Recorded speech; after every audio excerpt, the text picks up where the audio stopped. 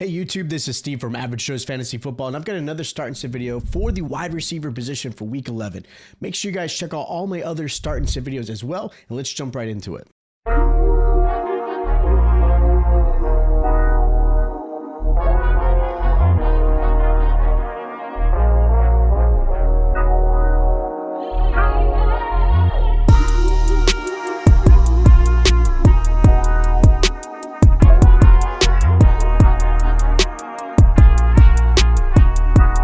All right, so week 11 is here, and I've got your start and sit video for the wide receiver position. Now, of course, this is based off of full PPR and half PPR. If it is a different type of format, hit me up in the comments down below. I'd love to help you out there. Now, of course, there are two teams on a bye. You've got the Saints and the Colts, so you obviously don't have Chris Olave, Michael Pittman, Alec Pierce, some good receivers that will not be able to play, but you've got a lot of other great options, so hopefully this helps you out. Now, these are the obvious starts at the wide receiver position. It's not as deep as it used to be, just because sometimes matchups have changed. The players aren't as dominant as they used to be, but these are guys that I still believe, whether it's matchup or they just can be matchup proof, should be in your lineup. Now, the first wide receiver I really love this week is going to be T. Higgins versus the Steelers. Right now, T. Higgins is currently outside the top 20, but he is still a solid wide receiver too, and possibly flex player depending on how your roster is built. But T. Higgins has been great. Now, last time they played against the Pittsburgh Steelers, he put up 21 fantasy points. He had 10 targets. He had 96 yards and a touchdown, and he's been on a nice little touchdown streak. He's had 4 touchdowns in the last 3 games, putting up over 120 receiving yards last week against the Bears. Really good matchup against the Steelers, who have struggled. The Steelers are allowing the most fantasy points and yards to wide receivers as a whole. So this is a really good matchup. You should absolutely put T. Higgins in there. Another receiver I really like is Jalen Waddle at the early game on Sunday going against the Commanders. Commanders are allowing over a touchdown per game. They're allowing 177 receiving yards to wide receivers and the third most points to wide receivers as well. Jalen Waddle has been fantastic. Right now, Jalen Waddle is coming out of Week 11 as the wide receiver 11, which a lot of people did not see, especially with Tyreek Hill. But with Tyreek Hill going down, Jalen Waddle has been amazing, coming off a touchdown and 80 plus yards. He's been over 80 receiving yards in the last 3 games, which has been fantastic. And again, the Commanders are struggling defensively. I expect Tua in this offense to do really well, even though they're traveling overseas. I really love this matchup for Jalen Waddle. There's no reason you should even consider benching him. Another receiver I really like, he's not a big name, is Romeo Doubs versus the Giants.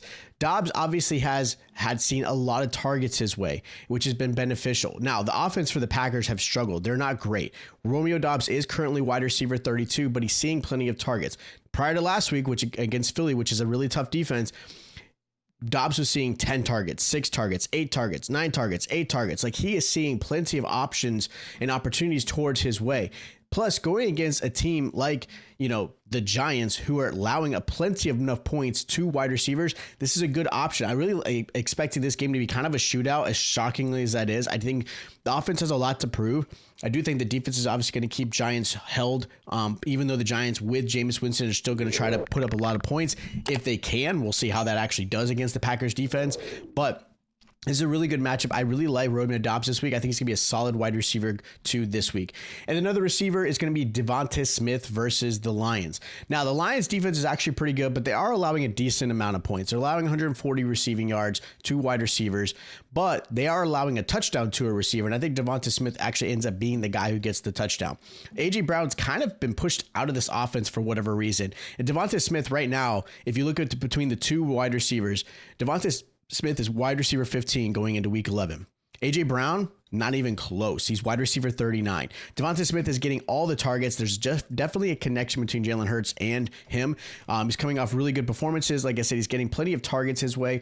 A.J. Brown's kind of the odd man out. And so if you're going to start a receiver for the Eagles, it's going to be Devonta Smith.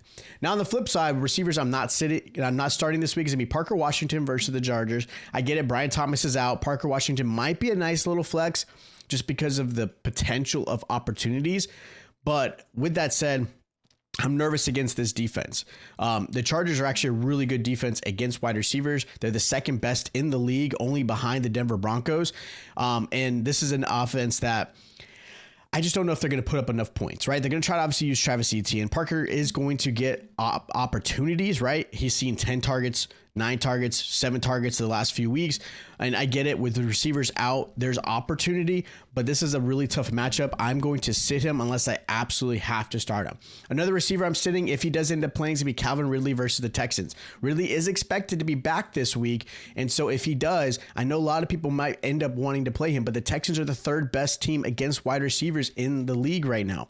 And this is not an offense I expect to score. Cam Ward is struggling, right? He's not playing very well, and this defense for the Texans are actually legit. I don't know. I've always thought they were going to be a really good team, and they're actually doing even better as far as defensively. I expected them to do more as a whole, but again, really tough one. And the last time Calvin Ridley played against the Houston Texans, he only had 2 receptions on 30 yards. That is it. He had one good game all season, which was week 5 against the Cardinals, who aren't great. So again, if you're tempted to put Calvin Ridley in, I would hold that back and put somebody else. Another receiver I don't love is Courtland Sutton versus the Chiefs. Courtland Sutton obviously is still a good receiver, but if you look at where his stat line the last couple of weeks has been struggling, Troy Franklin actually has been the guy who's actually had some success. Now, right now, Courtland Sutton coming into week 11 is wide receiver 18. But the last 3 weeks, he's had 5 fantasy points, 10 fantasy points, 10 fantasy points. That's it. Earlier on, he had some decent games, but he's also had some duds, 2 points here, 1 point there. So he's been very inconsistent. Then you're going against a Chiefs defense that's actually really good.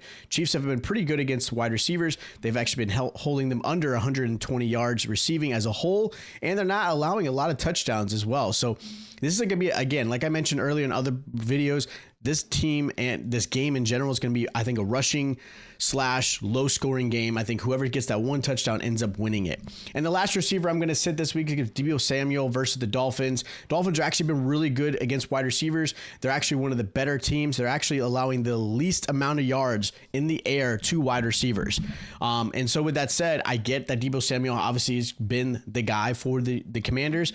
He's obviously been a lot better than we had thought, especially with Terry McLaurin being out. Deebo Samuel coming into this week is actually wide receiver 21. So he's a nice little flex / wide receiver too. But this is a really tough matchup. And Deebo Samuel is very inconsistent. He had a 12-point performance last week against Detroit, which, again, Detroit's pretty good. But then 9 points, 4 points, 5 points. Like, all his points came in earlier in the season. Since week 6, he has been struggling. And I do expect that to continue against the Dolphins. I think the Dolphins actually surprise, have a really good game like they did against Buffalo, and end up getting the win. And I think Deebo ends up struggling. Now, 2 receivers I actually think are going to be some solid sleepers. I have Jerry Jeudy versus the Ravens. I get it. Jerry Jeudy has not been great. He has been very inconsistent. But I do think, even with obviously the quarterback play in Dillian Gabriel, I think the Ravens defense is just enough to allow Jerry Jeudy to have like a 15-point performance. And then the other receiver is DK Metcalf. I understand. We all get it. DK Metcalf has not performed at all to the level that we all expected him. But against the Bengals, I think there's an opportunity. I know he didn't do well. He only put up 8 fantasy points the last outing, but I think this is going to be a game he actually ends up having a good one. I think because the Bengals defense has struggled, I do think Metcalf gets a score. I think he gets about 5 receptions and about 70 yards. That's kind of where I see him at. I think it's going to be a really good game. So those are my start, sits, and sleepers for the wide receiver position for week 11. Again, if you haven't already, check out all my other start and sit videos. Don't forget to subscribe to the channel, hit that like button. I'll check you guys out next time.